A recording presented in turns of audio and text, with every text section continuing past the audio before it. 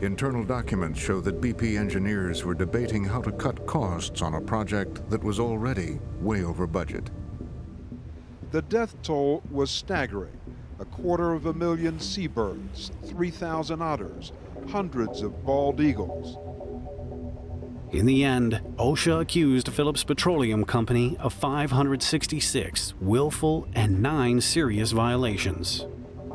And it was going to impact them. So they were cutting corners on an operation side, trying to get by with less. Is there a better physical representation of man's hubris, our wanton disregard for the natural world, our twisted and hierarchical class structures, than an oil rig?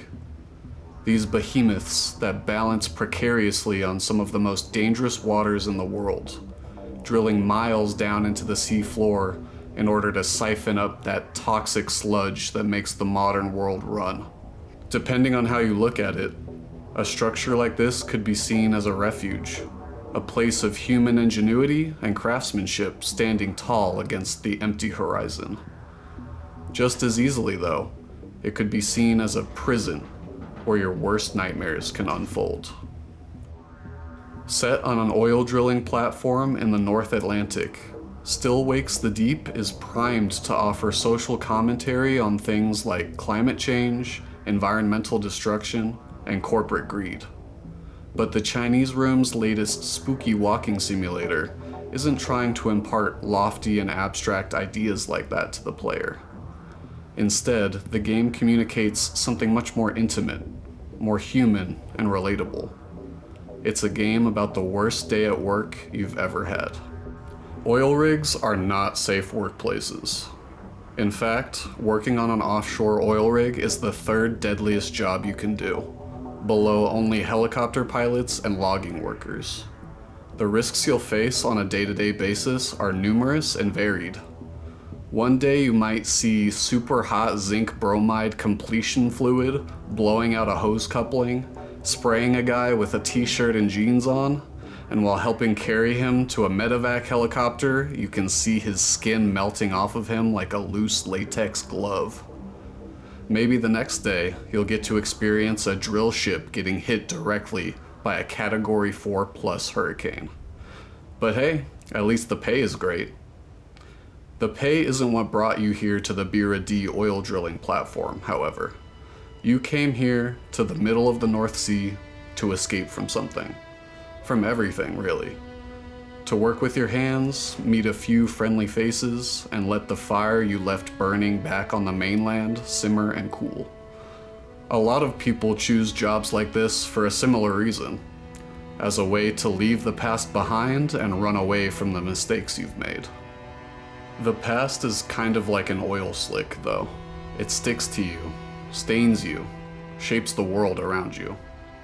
And as the boss of the Bira, Rennick, pushes your crew to drill deeper and deeper, your mistakes begin to bubble up around you. An organism, a massive infectious mass of tendrils, has been brought to the surface along with the black gold that lies deep beneath the ocean floor. It spreads across the ship, mutating and mutilating members of the crew that come in contact with it, turning them into abominations that roam this stricken oil rig as it comes apart at the seams. Neither you nor the rest of the crew are prepared for any of this. You aren't soldiers or scientists. You're just Scottish. You're here for a paycheck, not a death sentence. And yet, even as the sea rises around you, and you're forced to watch your friends and colleagues die in innumerable, awful ways, you persist. Still Wakes the Deep isn't a power fantasy game. It doesn't put you in the boots of a superhero or let you embody a force of nature. But neither does it make you completely helpless, like other horror games often do. Instead, you step into the shoes of a blue-collar worker who just wants to make it home. You have some skills and technical know-how that will come in handy. But most of all, you're propelled by survival instinct. The drive to get yourself and your coworkers out of this hell. At around 10 p.m. on July 6, 1988, over 100 miles off the coast of Scotland and into some of the most dangerous seas on the planet, a piece of paper disappeared. On this piece of paper were written instructions for the night shift aboard the Piper Alpha oil rig. Critical information that had not been communicated in any other way by the workers of the day shift. An oil pump aboard the Piper Alpha had been taken out of service and dismantled earlier that day to perform routine maintenance and service. But oil rigs operate on 12-hour rotating shifts in order to remain constantly running. So while the day crew was dismantling that critical part of the rig, the night shift was either asleep or otherwise blissfully unaware that any of this had taken place. Regardless, they trusted that the safety protocols and corporate oversight that was in place would be enough to protect them and get them home safe. When the night crew started their shift and began to unknowingly fill the disassembled pump with gas, it leaked and was then immediately ignited. The ensuing explosion was devastating. The pump platform, which had originally been designed for oil production and only later was converted to gas, was not designed to contain an explosion of this magnitude. It tore through the rig and destroyed the control room, the most critical piece of infrastructure on the Piper Alpha. Crew members began scrambling to contain the damage, radioing for help, trying in vain to control the flames. You make your way through the quickly deteriorating Bira D, blocked at every turn by broken emergency equipment on a rig that was falling apart well before now. Meanwhile, the man in charge continues to plug his ears and ignore the problem, showing zero empathy or care for the people he was placed in charge of. I'd be happy to see you drown, but I'm not having your death on my fucking record. Rennick, the foreman of the Bira, serves as the face of Kadal, the oil conglomerate that pushes you to work harder and drill deeper, to ignore safety protocols and forego standard maintenance on the rig. He also abandons you and everyone else on the rig as soon as he gets the chance. It's some poetic justice that Rennick's chopper crashes back onto the rig almost immediately, after which he becomes something much worse. The substance, the creature, whatever it is that the Bira D drilled into, it doesn't just affect you physically. It crawls into your mind, bringing images and sounds rolling to the surface of your subconscious that force you back into the worst moments of your life. You can hear the anguish in the cries of your former crew as they skitter along the dim hallways of the rig. You can see it in the fragmented memories that led you here, too. But Rennick doesn't seem afraid, or even desperate to escape the Bira. He just wants to make sure that you don't leave here, either. During the Piper Alpha disaster, both the lifeboats and helideck were rendered unusable by the flames and smoke spreading from the initial explosion. Other critical systems, like the emergency generator and safe havens for survivors, were destroyed or impaired due to poor platform design. No alarms rang out to warn the crew of this unfolding disaster. Two men, lead production operator Robert Vernon and safety officer Robert Carroll, bravely donned breathing apparatus and ran into the smoke.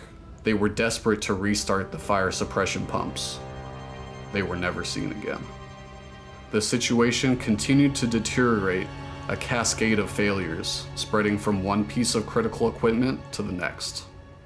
Eventually, this led a nearby pipeline to rupture violently, discharging tons of flammable gas which immediately ignited into a massive jet fire. From here, the rig's fate was sealed. It began to collapse. Aboard the Bira D, you and the remaining crew members scramble to keep the rig afloat, struggling to fix one problem as three more appear. You dive through lakes of oil, climb away from the rising sea, go down into hell and back up again, only to realize that it's all been for nothing. The oil platform that Kadal so sloppily constructed and that Rennick had ruled over like a tyrant is doomed. Any means of escape are long gone, and the organism has grown into a towering behemoth, twisting into the sky. Your crewmate realizes it before you, but there's only one thing left to do.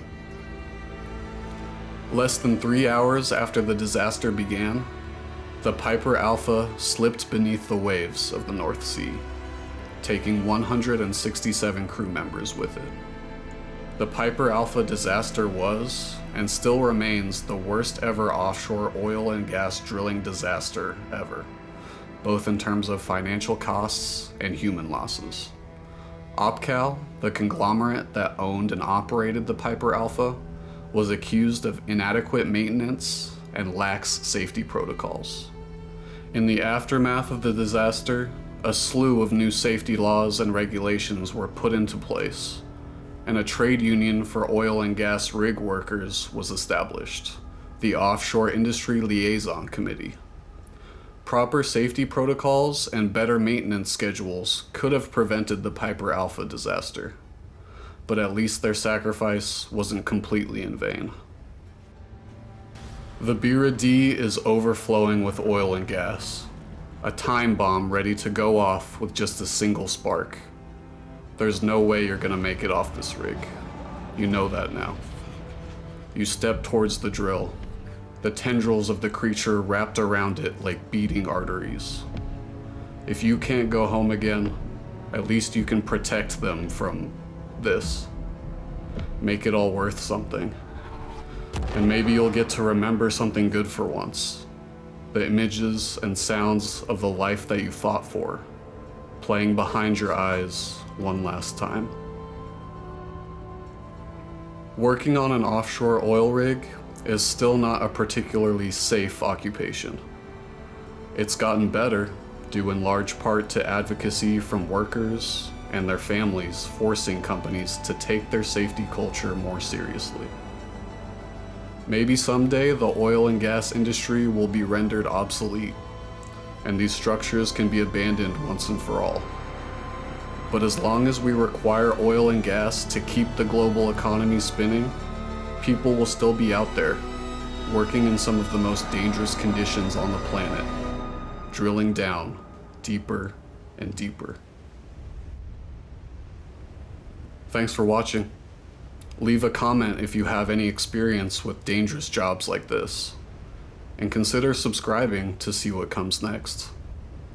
I also have a Patreon where you can help support the creation of high-quality video essays like this. See you next time.